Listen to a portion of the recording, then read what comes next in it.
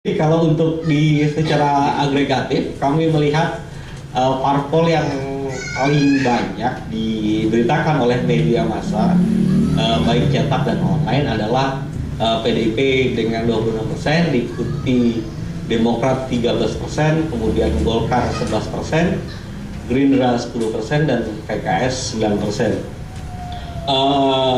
Kami menilai bahwa dari banyaknya sorotan ini akan juga berpengaruh terhadap elektabilitas dari parpol tersebut. Itu coba yang kami analisis dari frekuensi pemberitaan parpol ini. Kemudian next, untuk tema pemberitaan secara agregatif sendiri di media cetak dan online, kami coba menggabungkan dari media online dan cetak.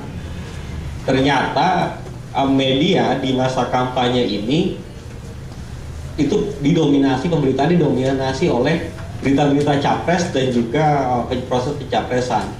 Itu ada sekitar 38%. Kemudian diikuti oleh kegiatan kampanye yang sebesar 33%.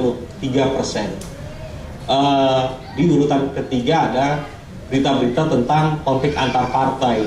Konflik antar partai sendiri seperti yang kita ketahui mengemuka konflik antar partai seperti PDIP dengan Gerindra, dan juga saling sindir ya antara elit politik. Itu yang mendominasi di konflik antar partai. Kemudian pemberitaan tentang pelanggaran kampanye, koalisi antar parpol, dan hasil survei. Next, kalau dari tone atau nada pemberitaan, kita pertama melihat dari ranking tone secara yang positif, yang mendapatkan tone positif pemberitaan parpol secara agregatif. Di peringkat pertama, selama kampanye terbuka ini, PDI Perjuangan mendapatkan 24% porsi tone pemberitaan yang positif, diikuti oleh Partai Demokrat 13%, Golkar 12%, Hanura 10%, PKS 10%, dan Gerindra 8%. Kami melihat hal ini, pemberitaan positif PDIP ini dikarenakan dari efek pencapresan Jokowi sebelum masa kampanye, menjelang masa kampanye. Ini juga mendapat sorotan dari hampir seluruh media massa.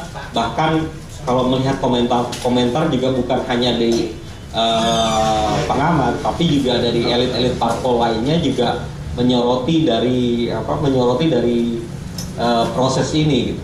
Jadi bukan hanya dari PDIP sendiri, tapi juga pencapresan Jokowi ini juga direspon oleh hampir seluruh parpol yang ada. Kemudian di sisi lain, pencapresan Jokowi ini juga bukan mulus-mulus aja, bahasan mulus-mulus aja. Kita juga melihat di ranking tone negatif pemberitaan. Di sini juga PDIP juga mendapatkan, kami menemukan PDIP berada di peringkat pertama dengan tone negatif 29%. Kemudian diikuti dengan Gerindra dengan 14%, Demokrat 14%, Golkar 11%, dan PKS 9%. Seperti tadi yang saya sampaikan, bahwa pencapresan Jokowi ini juga bukan hanya menimbulkan tone yang positif, tapi juga di sisi lain ada respon dari kompetitor PDIP sendiri, yang itu terekam di media massa.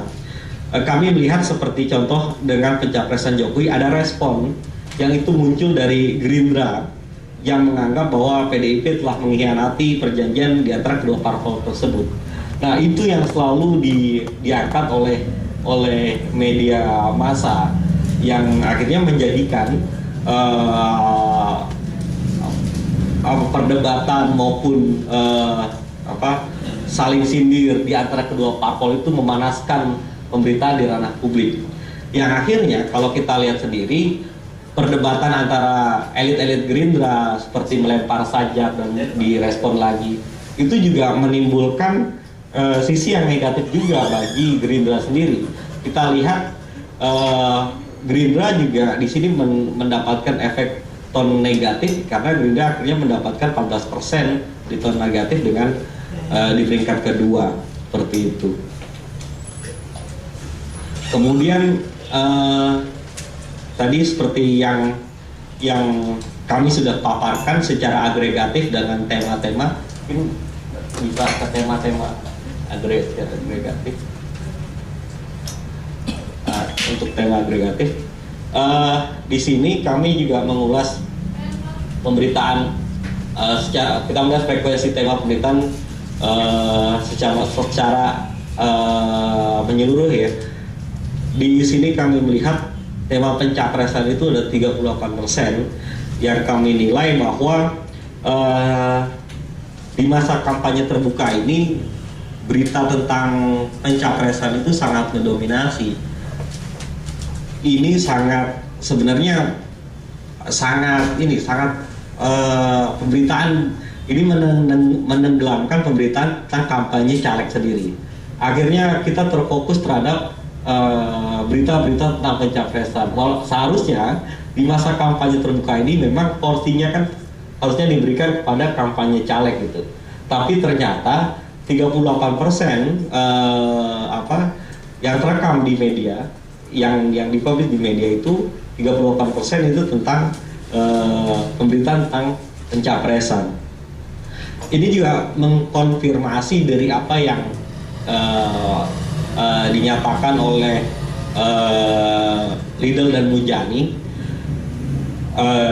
Kami melihat bahwa perilaku pemilih di Indonesia ini masih sangat dipengaruhi oleh elektabilitas kandidat capres, sehingga akan mempengaruhi dari elektabilitas dari partai itu sendiri.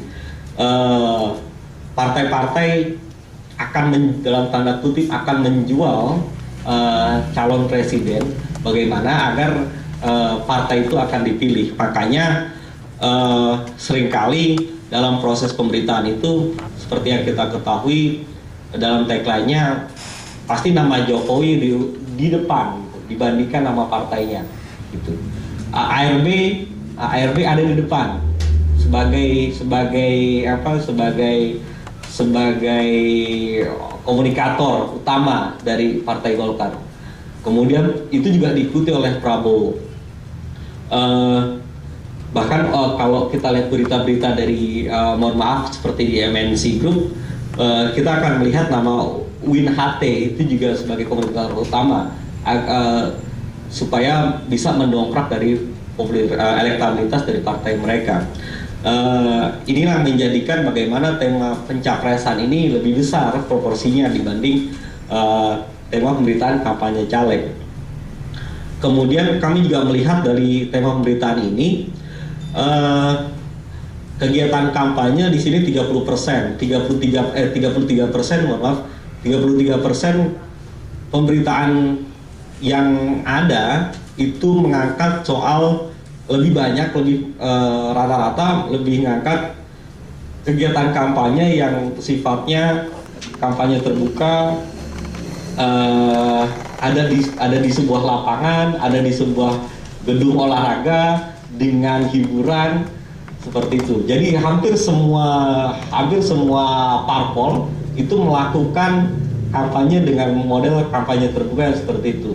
Tidak ada atau sedikit parpol yang hanya melakukan kampanye yang sifatnya dialogis gitu.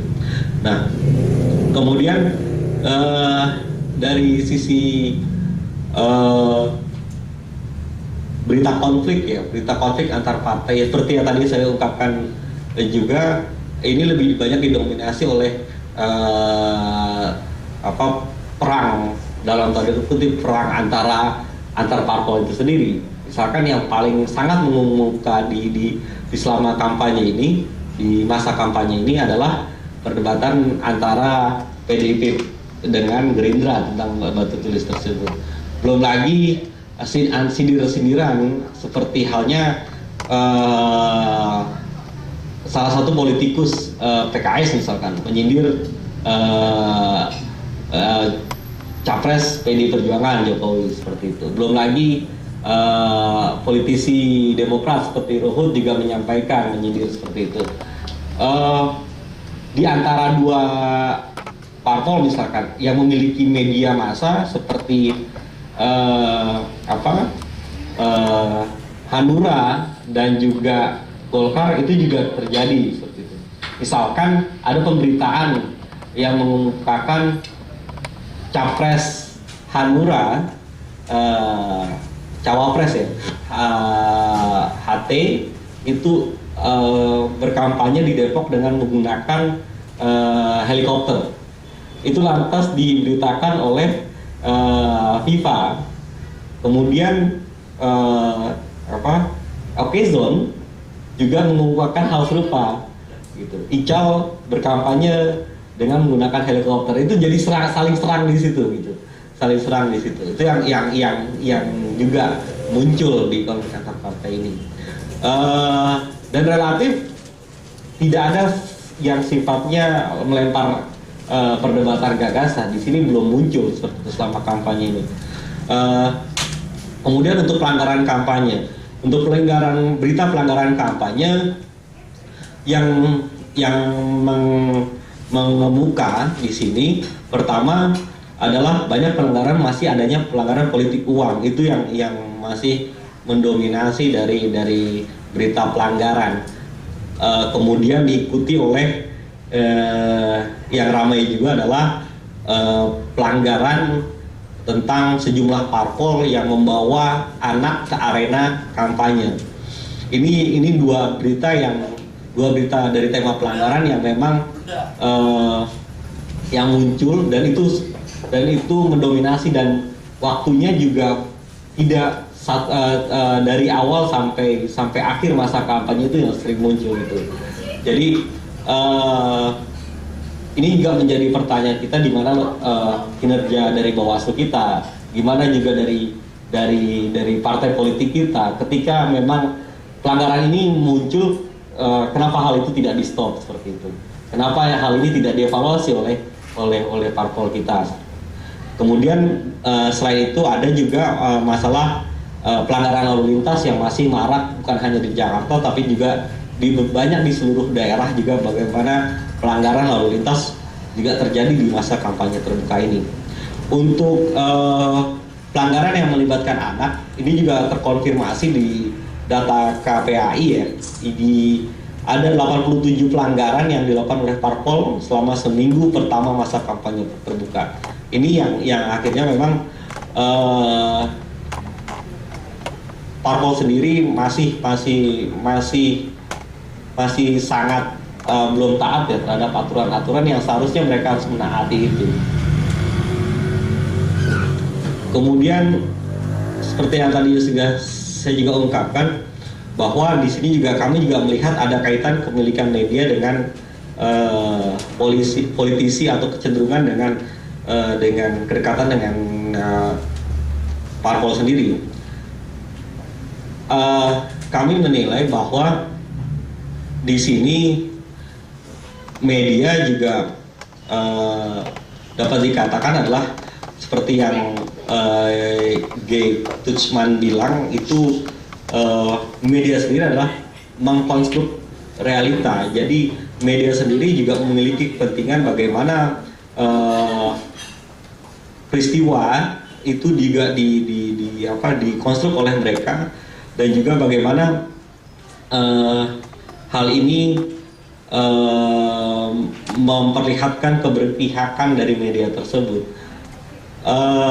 Seperti yang kita lihat bahwa media-media, parpol-parpol yang memiliki kedekatan dengan media, kita juga melihat ada peningkatan citra yang positif atau pemberitaan yang positif.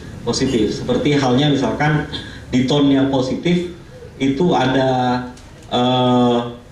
Demokrat dengan 13%, kemudian Golkar 12% dan Hanura 10%. Kita melihat bahwa Di urutan kedua, Demokrat, Golkar, dan Hanura memang memiliki kedekatan dengan sejumlah media. Artinya apa di sini juga parpol juga mengoptimalisasi mesin politik mereka. Parpol ataupun capres dalam hal ini itu mengoptimalisasi mesin politik mereka. Mesin politik mereka di masa kampanye terbuka ini sangat efektif untuk memberitakan hal-hal yang positif bagi parpolnya. Bukan hanya itu, mereka juga melakukan counter terhadap lawan-lawan politik mereka. Yang ini mengindikasikan bahwa seperti yang tadi dikatakan bahwa keberpihakan media di sini jelas-jelas nyata ada gitu. Yang itu yang dimana parpol yang memiliki media itu sangat berperan juga meningkatkan positif mereka.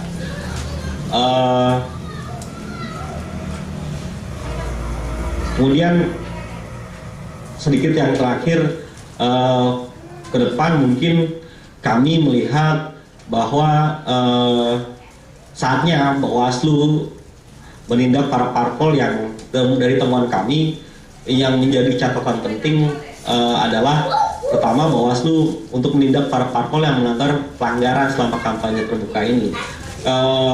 Hal ini kami melihat bahwa pelanggaran-pelanggaran ini yang padahal sudah diangkat oleh media massa, tapi terkesan dibiarkan saja seperti itu. Hal ini yang harusnya menjadi catatan bagi Bawaslu, bagaimana sebenarnya media sebenarnya sudah menjalankan perannya untuk memunculkan berita-berita tentang pelanggaran selama kampanye ini. Tinggal Bawaslu, bagaimana Bawaslu sendiri yang akhirnya menangkap hal ini dan juga untuk memverifikasinya dan juga melakukan peranannya di situ. Kemudian untuk parpol sendiri, dari hasil temuan kami ini, bagi parpol sendiri, ini saatnya bagi parpol untuk mengevaluasi strategi kampanyenya, khususnya dari kampanye terbuka di Pileg ini, untuk memperbaiki strategi kampanye pada Pilpres. Kemudian mengedepankan kampanye sifatnya dialogis sebagai bagian dari pendidikan politik.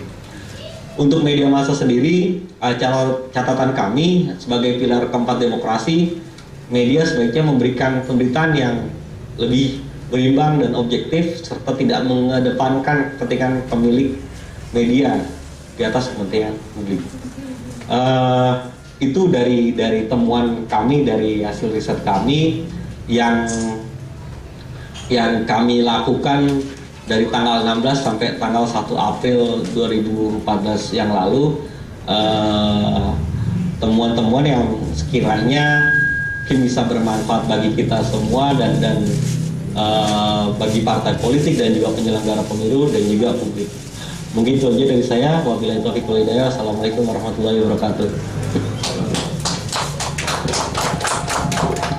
Ya, terima kasih Anto. Sedikit saya menambahkan sedikit terkait dengan frekuensi tema tadi, misalnya tentang pelanggaran itu selain tentang politik uang ataupun tentang pelibatan anak, hal yang juga sering keluar di media itu adalah bagaimana kemudian pejabat negara yang kemudian dia kebetulan adalah pengurus parpol atau ketua umum parpol sendiri menggunakan fasilitas negara. Itu bukan hanya kemudian di tingkat daerah tapi sampai ke Presiden SBY. Sebagaimana kita ketahui, Bawaslu sudah melayangkan panggilan ke SBY untuk mengklarifikasi tentang hal itu, tapi kemudian tidak ditanggapi. Begitu juga panggilan ke Sudi Silalahi. Kemudian terkait kegiatan kampanye, tambahannya yaitu kita melihat memang walaupun tidak semua parpol kemudian mengangkat ide-ide ataupun visi misinya mereka untuk Indonesia ke depan 2014-2019, tapi kemudian ide-ide tersebut misalnya berputar soal pendidikan, korupsi, kemudian mengenai pertambangan atau sebagainya, tapi tidak ada atau bisa dikatakan tidak ada yang mengangkat isu-isu tentang perempuan dan anak. Dalam artian bagaimana kemudian kita sudah ada tentang instruksi presiden tentang pengaruh utama gender dari tahun 2000, tapi kemudian itu ternyata tidak terinternalisasi juga di parpol-parpol kita. Padahal PKPU sudah cukup progresif dengan adanya ketentuan 30% caleg itu harus perempuan. Bagaimana kemudian di tiap dapil itu bisa parpol berlaga di sana. Tapi ternyata itu cuma wacana, tidak terlihat kemudian di pemberitaan media selama kampanye ini. Kemudian caleg-caleg yang kemudian ditonjolkan ataupun diekspos di dalam media itu bisa dikatakan semuanya laki-laki. Kemudian terlihat bagaimana kemudian media juga ikut mengkonstruksi perempuan dalam ranah politik itu. Jadi sepertinya media tidak memberi kesempatan perempuan yang turun di politik. Mereka ada 30% di suara di tiap dapil itu, tapi tidak mukanya tidak ada di media kita, di peliputan media kita. Saya rasa itu tambahan sedikit dari saya. Kemudian diskusi kita mengalir saja. Jika ibu bapak sekalian ada pertanyaan terkait dengan hasil media monitoring kami ini, kami persilahkan.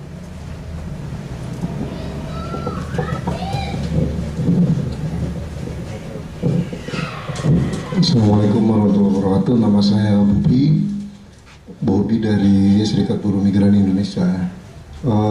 Saya agak terlambat tadi, jadi secara keseluruhan tidak ada beberapa yang ingin dipertanyakan. Pertama, misalnya terkait dengan data pemilih. Sebagaimana kita tahu bahwa data pemilih di luar negeri itu juga banyak terjadi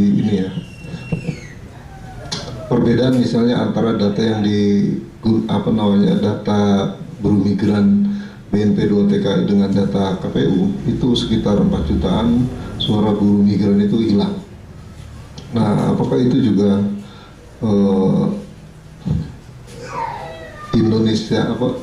Indonesia Institute juga menemukan berita tentang itu misalnya.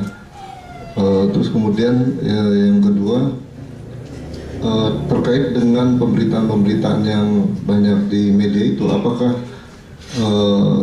misalnya tentang perempuan ya, karena wajah migrasi di Indonesia juga wajah perempuan ya. Apakah itu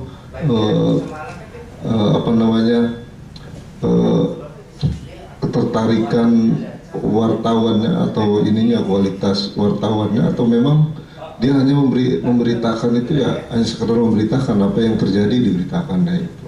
Jadi pemberitaan tanpa ada misi yang jelas misalnya. Terima kasih, Mas.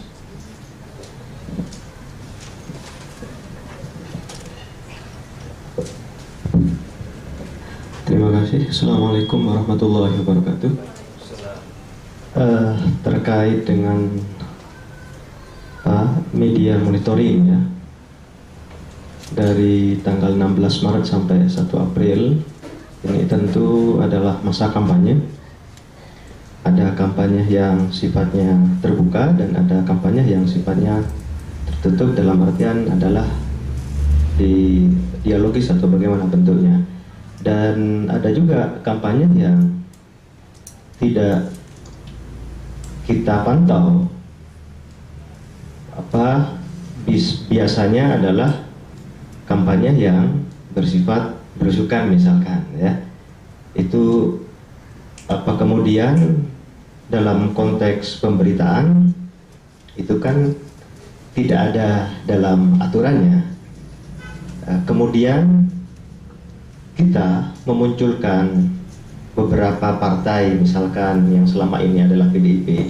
Apakah memang stigma kita mulai dari awal ketika pencapresan sebelum kampanye itu dengan munculnya Jokowi, kemudian stigma kita mengarah ke Jokowi. Ini kan juga pembentukan opini sehingga mempengaruhi terhadap hasil media monitoring kita. Terlepas kemudian dengan iklan sebelum kampanye seolah-olah kan sudah muncul berbagai macam iklan. Bahkan terakhir kemarin pun masih ada. Sudah selesai hari kampanye, iklan pun masih bermunculan. Dan bahkan dari hasil Bawaslu itu yang paling banyak melanggar itu dari iklan politik itu adalah Gerindra, Golkar dan yang lain. Sebelum pemilu, sebelum kampanye saja iklan itu sudah dimunculkan. Ini sudah membentuk opini terlebih dahulu. Kemudian ini justru akan mempengaruhi terhadap stigmatisasi kita terhadap beberapa item yang akan kita teliti terkait dengan media monitoring. Itu kemudian korelasinya dengan hasil survei dengan partai politik. Kalau tadi rekomendasinya hanya pada Bawaslu, mungkin persoalan pada teknis kampanye, tetapi kepada persoalan administrasi, dalam artian administrasi itu adalah KPAI misalkan yang bertanggung jawab, yang mengatur semua jalannya media, baik itu elektronik maupun media online. Jadi kenapa KPI tidak dilibatkan mengurus terhadap administrasi, baik TV-TV yang punya seorang politisi ataukah tidak. Jadi seolah-olah kalau sudah punyanya politisi kan ada semacam ini hak gue kan gitu. Jadi pada saat zaman Soeharto kan begitu. Jadi hak, ngapain kita ngurus? Ini kan sudah hak. Ini persoalan. Makanya kalau tidak dilibatkan, rekomendasi tadi KPI ini penting. Kalau urusan teknis kampanyenya terkait dengan terbuka maupun yang itu adalah urusan Bawaslu, persoalan administrasinya yang menyelesaikan adalah kalau tidak ada regulasi, nanti akan banyak media dipegang oleh politisi, mau seharian kampanye mau iklan politik ya sudah terserah kan begitu, karena tidak ada larangan, tidak ada regulasi. Itu yang paling penting menurut saya. Jadi pembentukan opini terlebih dahulu sebelum ada penelitian ini kan sudah ada iklan. Apakah tidak mempengaruhi terhadap hasil itu? Terima kasih.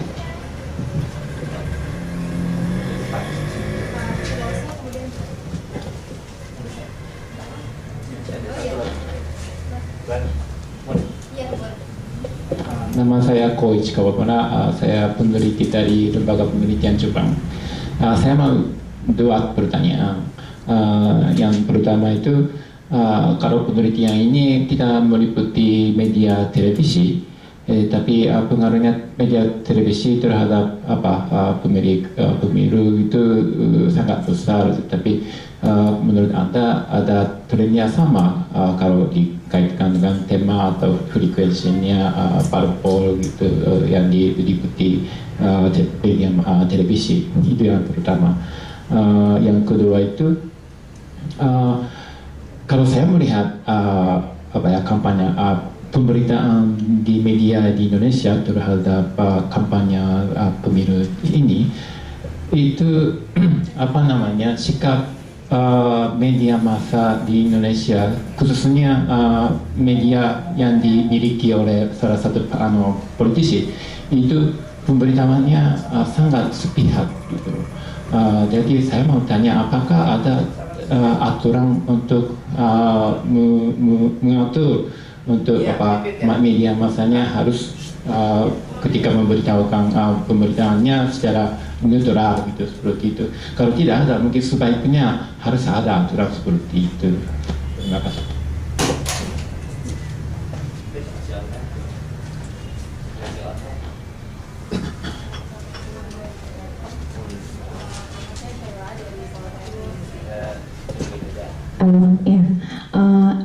Mau coba tanya tentang metodologinya.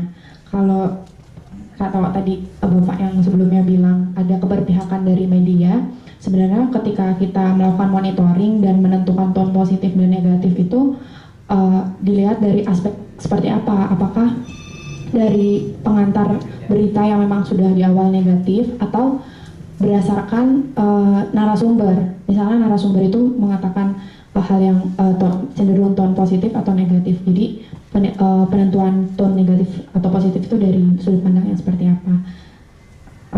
Ya, seperti itu. Makasih.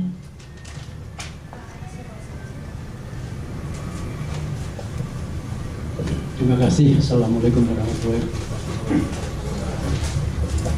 Saya ingin sharing. Terakhir pekerjaan saya 20 tahun, saya adalah program fasilitator untuk budaya organisasi. Banyak pengaruhnya saya sharing. Kita disebut negara demokrasi terbesar ketiga di dunia. Kita bayangkan bahwa sebutan itu juga tentunya komprehensif, termasuk misalnya profesionalkah kita, partai-partai. Dulu waktu Obama mau memenangkan, itu sekitar 6 tahun sebelum dia maju menjadi presiden, dia sudah menyewa lembaga-lembaga public relation, termasuk dari university maupun dari korporasi. Kita nggak lihat migrasi itu di sini.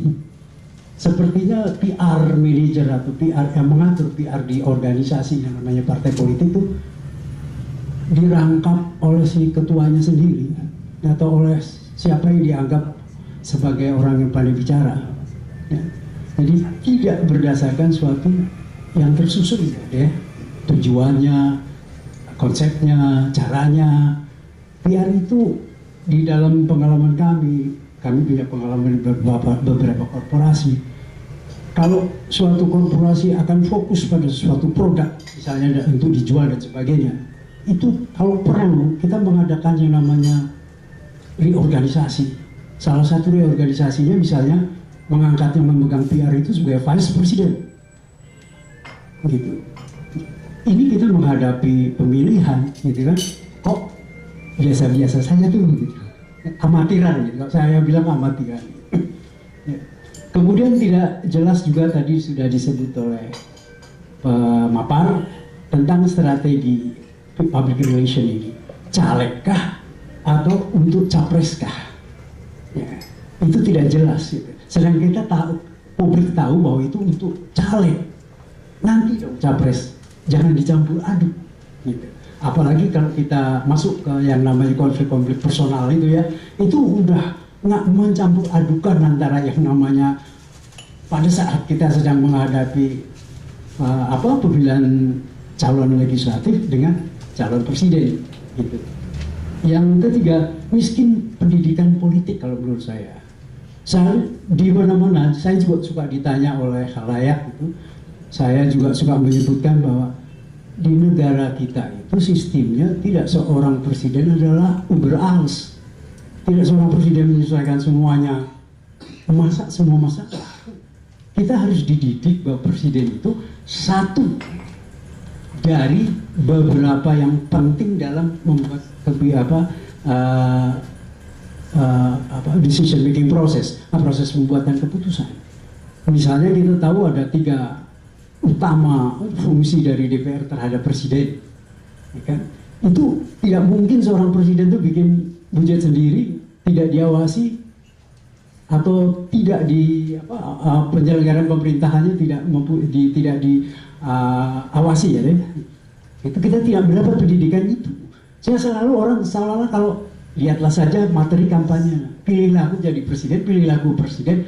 Ada yang penting di sini, satu yang mungkin nanti akan menyebabkan kita kacau balau di tahun 5 tahun yang akan datang, ketika parliament threshold tidak dihapus, lalu penyelenggaranya pada hari itu juga, sedangkan persyaratan di dalam undang-undang 20% suara atau 25% kursi, ya kan begitu. Nah, bagaimana kita tahu 20%, 25%-nya pada hari yang sama sedang dilakukan pemilihan umum? Gitu. Ini tidak dibawa ke sana gitu ya, publik itu. Kemudian tadi juga disinggung oleh rekan saya di belakang ini tentang penyelenggaranya atau yang punya hajat itu Bawaslu dan KPU.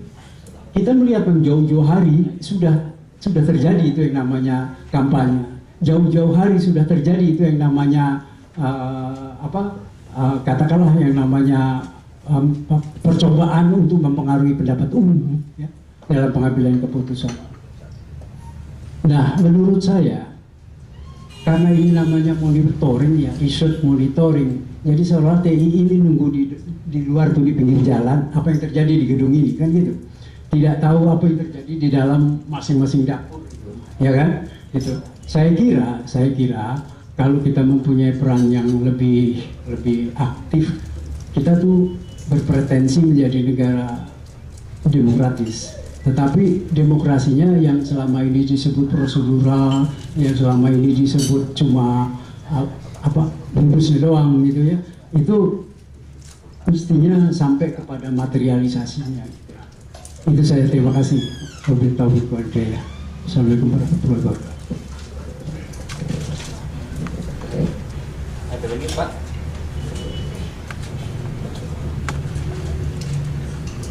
Ya, terima kasih Bapak Ibu sekalian atas tanggapannya. Antum mau? Saya mau menanggapi sekilas dari pertama tadi Mas Bobi dari SBMI terkait dengan data pemilih. Memang ada dalam media monitoring kami memang ada pemberitaan terkait hal itu, tapi kemudian itu ranahnya memang tidak begitu signifikan keluar di pemberitaan media, sehingga kemudian ketika kami seperti kami utarakan di awal, ketika kami mengkategorisasi tema yang muncul itu kan dari semua berita yang ada kemudian baru kami kategorisasikan, tapi kemudian pemberitaan terkait dengan apakah itu DPT ataukah kemudian tentang jumlah data yang bermasalah seperti data pemilih yang bermasalah itu kemudian tidak signifikan muncul di pemberitaan media, walaupun kita sama-sama tahu bahwa 4 juta data pemilih yang bermasalah di luar negeri, data dari buruh migran kita itu sangat berpotensi untuk misalnya disalahgunakan ataupun kemudian kita seperti menghilangkan hak politik dari buruh migran itu sendiri. Kemudian terkait dari Mas Ridho tadi tentang apakah kemudian ada stigma-stigma kemudian yang sudah melatari proses dari monitoring media ini. Kalau yang tentu saja di dalam media monitoring kemudian kita memang akan ada persepsi kita terhadap media itu, pemberitaan di media itu sendiri, tapi kemudian yang bisa menjadikan ini kemudian tetap objektif adalah bagaimana kemudian datanya itu sumbernya tetap adalah media cetak ataupun media online yang menjadi objek dari monitoring kami sendiri. Kemudian kalau stigma itu kemudian kami rasa tidak memang akan berpengaruh, tapi kemudian berpengaruh bukan kepada pelaksanaan dari media monitoring ini, tapi bagaimana kemudian pengaruhnya kemudian kepada pemilih itu sendiri sebenarnya, kemudian ke pemberitaannya itu sendiri. Kemudian terkait dengan rekomendasi kepada KPI itu memang juga menjadi tadi diskusi kami bagaimana KPI kemudian di dalam posisi ini. Ya menurut kami bisa saja dimasukkan, tapi kemudian sebagaimana pengalaman kita sebenarnya beberapa waktu belakangan ini bagaimana KPI yang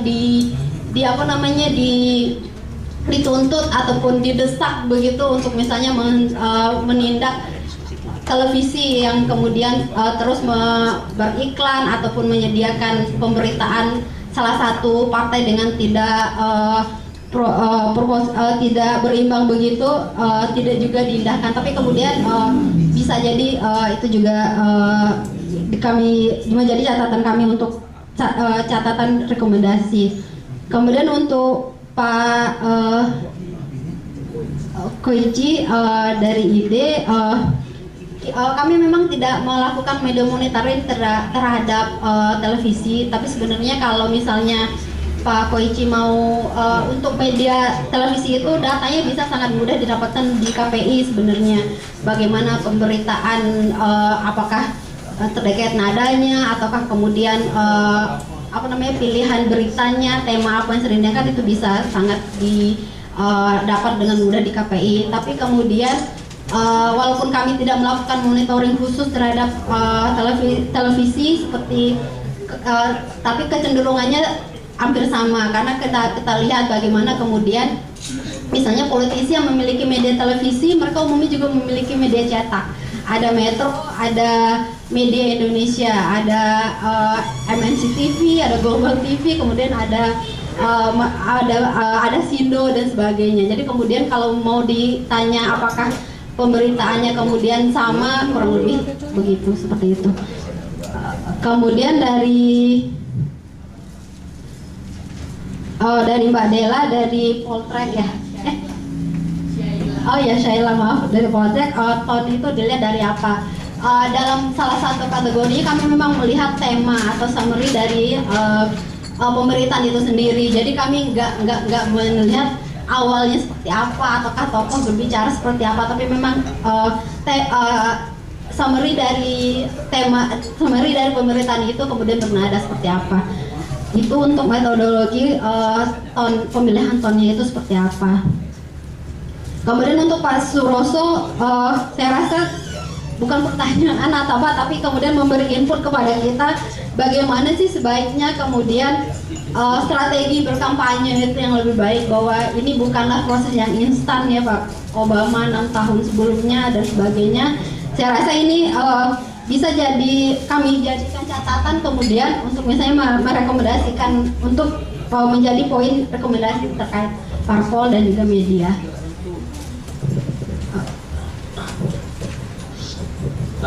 Mungkin pertama untuk Mas Ridho gitu ya, saya tambahkan sedikit apa yang tadi dipaparkan oleh Mbak Lola.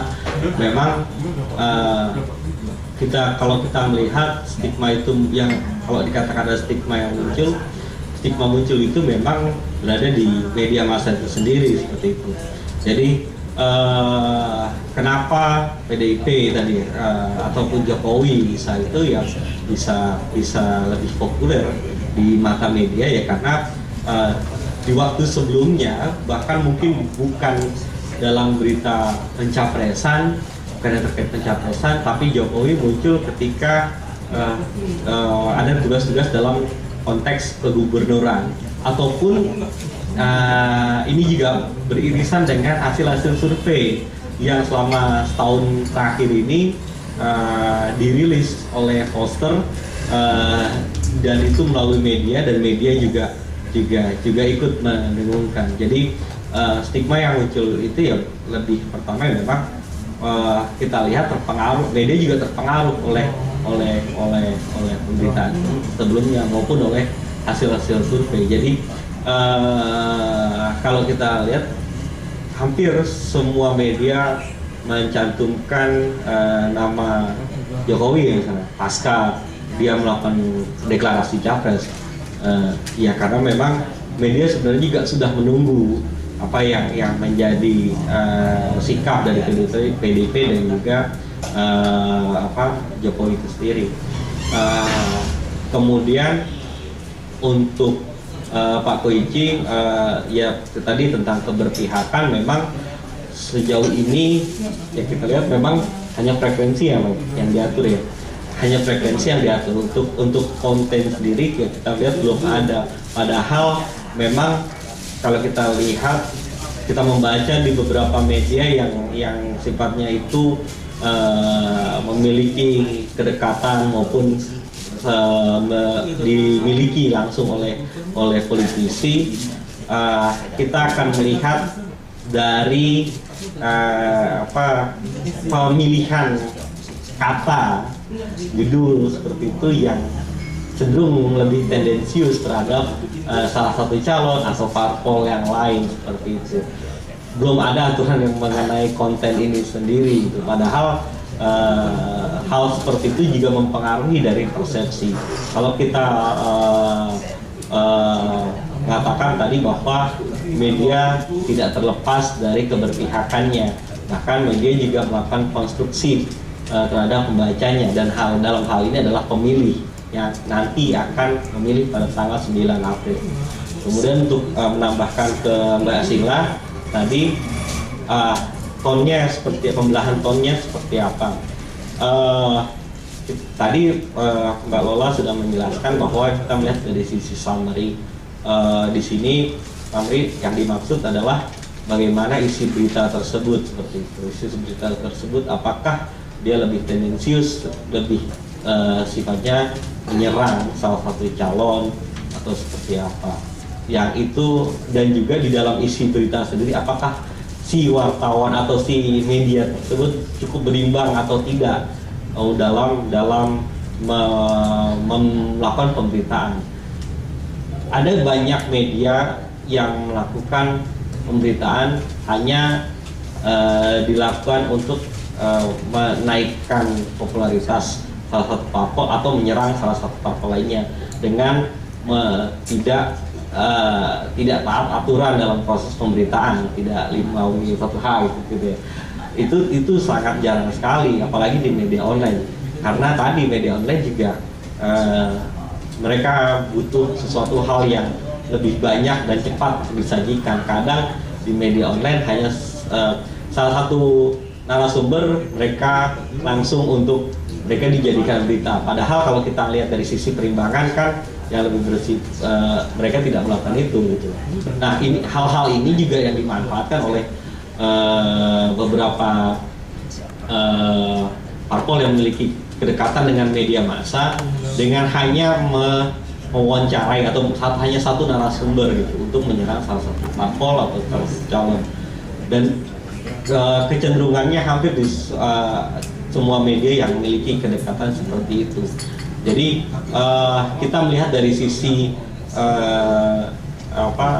dari sisi isi dari isi dari pemberitaan tersebut, apakah memang sudah memenuhi dari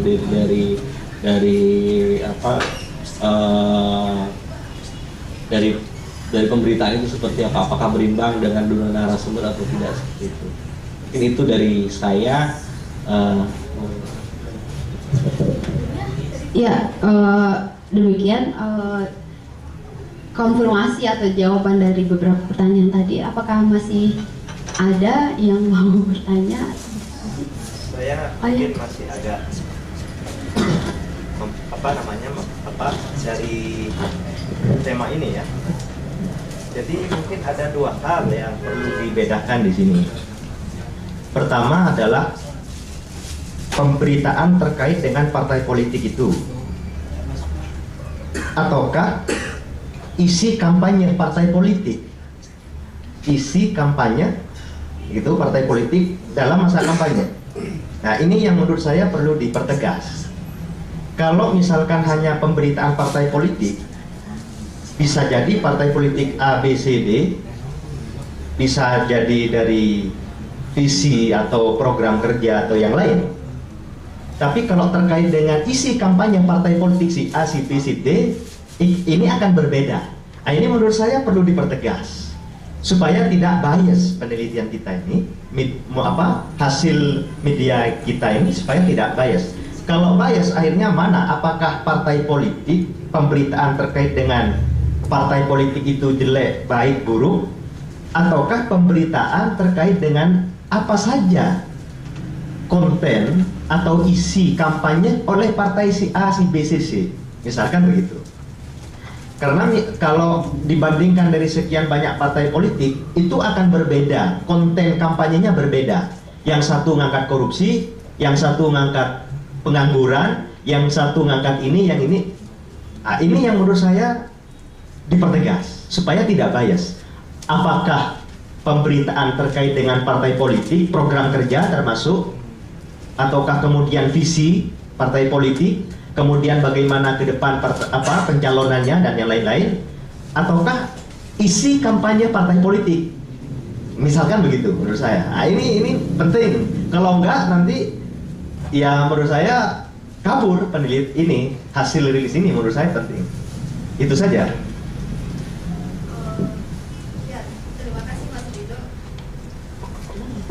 Ya, terima kasih Mas Ridho. Ya, seperti yang tadi di awal saya paparkan mengenai tujuan media monitoring ini, memang kami kemudian patokan awalnya itu adalah pertama kampanye terbuka ini periode waktunya itu selama kampanye terbuka ini, kemudian apa kemudian yang terjadi di dalam kampanye terbuka ini, dan kemudian memang ada banyak hal kemudian yang terjadi di sana. Misalnya ada tentang terkait kemudian parpol itu sendiri yang tadi Mas Ridho bilang, kemudian ada lagi kemudian substansi dari kampanyenya itu sendiri seperti apa, kemudian kegiatan kampanyenya itu seperti apa saja sih, itu juga ada. Kemudian ada juga kemudian pencapres dan sebagainya, itu memang sangat banyak, sehingga kemudian seperti tadi kami utarakan juga, dengan sangat banyaknya itulah kemudian kami mengkategorisasikannya, kemudian terbagi atas ada kegiatan kampanye, ada isu pencapresan dan sebagainya. Tapi kemudian spiritnya memang adalah kami ingin memotret media ini selama masa kampanye ini mereka menyorot apa sih sebenarnya gitu. Ternyata memang medianya sendiri juga yang begitu banyak hal yang mereka utarakan, kemudian juga yang seperti tadi Mas Rosso juga bilang, mereka juga kadang-kadang nggak tahu apa ini nih baru caleg tapi juga udah bahas capres. Kemudian pencapresan malahan kemudian dapat porsi yang paling besar kemudian di sini, hal seperti itu kemudian. Jadi memang media monitoring kami memang menyorot, pengennya memang menyorot itu semua tuh hal-hal yang seperti itu. Tapi kemudian menurut kami itu menjadi usul yang sangat baik kemudian dari Mas Rido ketika misalnya nanti ketika kami ada lagi ini mengenai capres, kemudian menarik satu fokus sehingga kemudian bisa dikritisi atau kemudian dikritisi atau dilihat dalam berbagai aspek dari satu fokus itu bisa jadi catatan ketika kami melakukan bilet review. Tidak ada salahnya kalau ini betul, kecuali nanti ada penelitian berikutnya, ada rilis berikutnya terkait dengan isi atau konten kampanye partai politik si A. Nah, baru mungkin kalau ini mungkin ya bisa juga benar. Sebenarnya juga kami juga menemukan ya dalam proses di monitor itu menemukan bahwa misalkan salah satu contoh sebenarnya dalam kegiatan kita lihat partai PAN gitu ya, dalam kegiatan kampanyenya memang PAN juga mengatakan tentang politik kesejahteraan seperti itu. Tapi hal itu dalam frekuensi PAN tidak begitu besar gitu. Pengaruhnya terhadap pemilih akhirnya kurang. Sebenarnya pesannya cukup baik ya seperti itu. Tapi karena frekuensinya sangat sedikit, akhirnya pengaruh terhadap pembaca agak kurang. Lain halnya ketika kita melihat misalkan beritaan apa sih yang kita lihat dengan selama ini dengan kampanye Demokrat misalkan. Hampir semua kegiatan kampanye Demokrat ketika dalam proses pemberitaan itu muncul kesuksesan program SBY, 7 janji SBY, ya. Atau 7 program SBY yang pro rakyat gitu ya. Kemudian kalau dari Golkar misalkan, bagaimana mereka mengangkat sisi romantisme terhadap Orde Baru seperti itu.